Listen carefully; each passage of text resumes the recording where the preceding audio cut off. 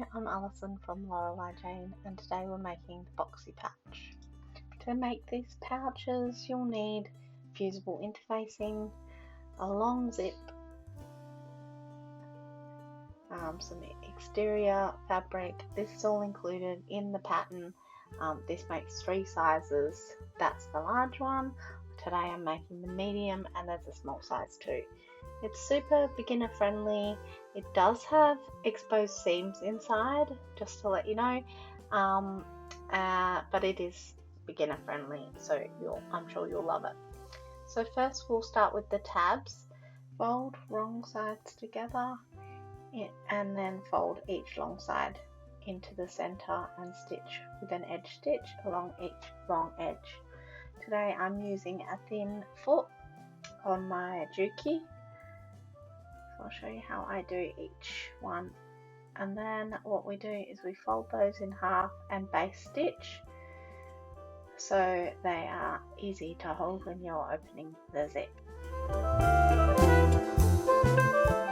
I'm just trimming the threads, and then I'll place these to the sides while we sew up the rest of the pouch. I've attached fusible interfacing to all of the pouch pieces. I use the shape to create from birch, and if you want a super stiff pouch you would put 2 on each side. I'm using an extra long zip, and this makes it easy to turn the pouch. So what you want to do is put the exterior right sides together with the zip, and then put the lining on the other side so it's the zip is in the center of the 2 pieces. You're sandwiching them together, and clip, and then we're going to stitch down with a 1/4 inch seam. Now we're going to open these out,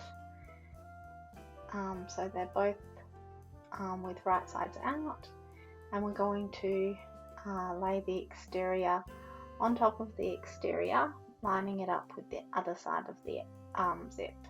So this exterior piece will sit right sides together with the zip still, and also right sides together with the other exterior piece. So you want to make sure that the edges are lined up really well, and stitch this side with a 1/4 inch seam as well.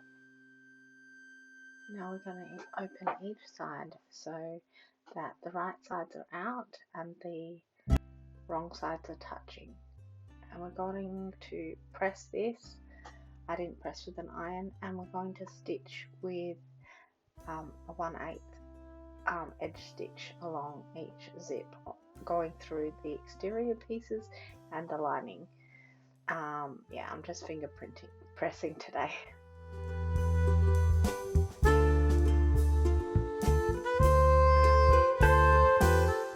Now that you've sewn your top stitching, you want to open the zip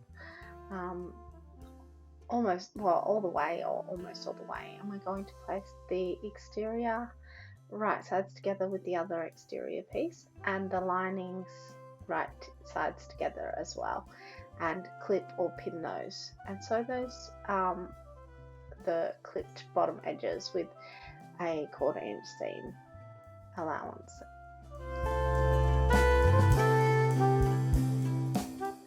So this part might seem a little bit confusing, but it's really not. You want to reach in and turn all your pouch pieces right side out.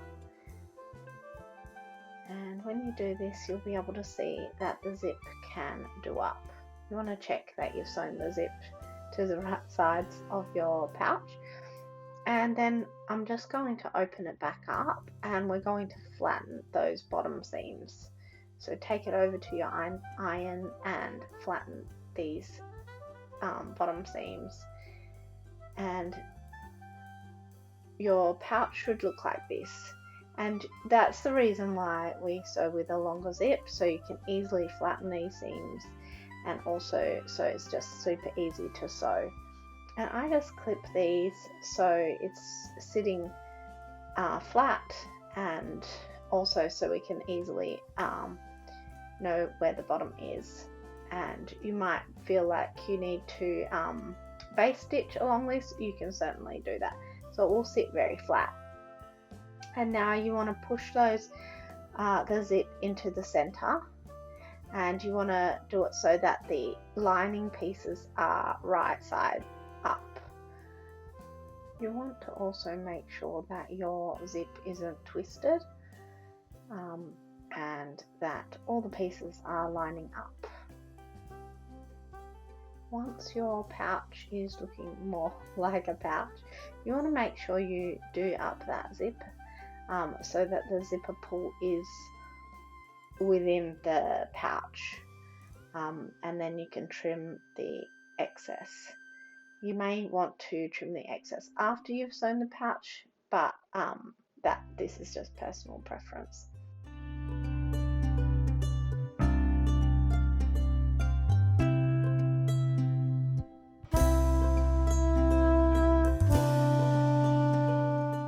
I use the excess zip for other projects. It comes in really handy for smaller pouches. And now we're going to put on the tabs. So if you weren't going to use tabs, you could certainly just skip this step and continue sewing, but I think it's really good to include tabs on this pouch. It just helps open the zip a bit easier. And so I just lay it against that bottom seam and then fix up the zip so that it's all laying really nicely, and I just put one either side. And so you're just going to baste that on with 1/8 seam, and I don't even bother using a bigger stitch for my basting. So you can either baste it, or if you're more proficient at sewing, then you can just do as I do, which is just sew down with 1/4 inch seam allowance. And remember that zip needs to be in the center so it doesn't get in the way, and also so you don't cut it off later.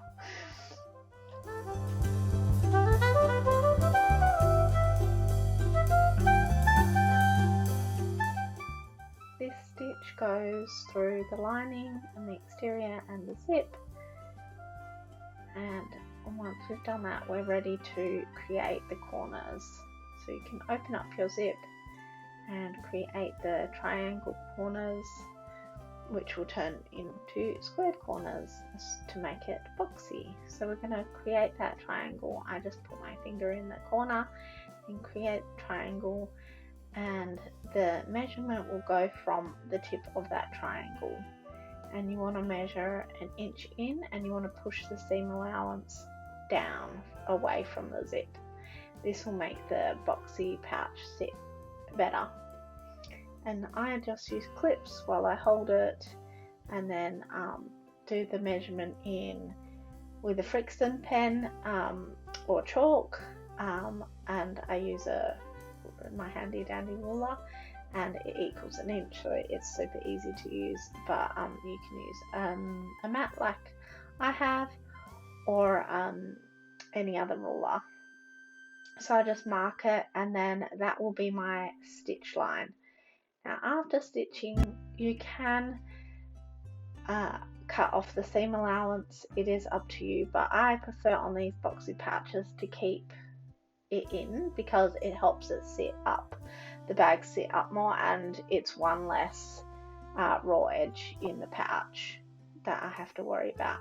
So you can, before doing this step, you can pink or cut with pinking scissors, or do a zigzag along that raw edge. I just don't even bother because I usually don't wash my pouches. If I do wash them, I just hand wash them, and they tend not to fray that much. You know, they don't get that much use. It's really just a matter of hand washing, so they don't fray that much, and they still last for many years. So I just stitch down this line, and you'll see when I turn it right side out that it is really stands up well, and just have to make sure that all these corners are squared and are measured to the same measurement so that your pouch doesn't look lopsided. Now it's time for the grand reveal. You can turn your pouch right side out and push out those squared corners, so it's boxy. I really love the medium size that I've sewn today. I think it's the one I will get the most use out of. It's not too flat, it's the perfect size for pencils or cosmetics. Just clean up your threads like I do, and then you can maybe press it or steam it, and there you got a cute little boxy pouch. Perfect for all your little things like clips or little pens. Yeah, take it with you on holidays, use it as a Doppler bag.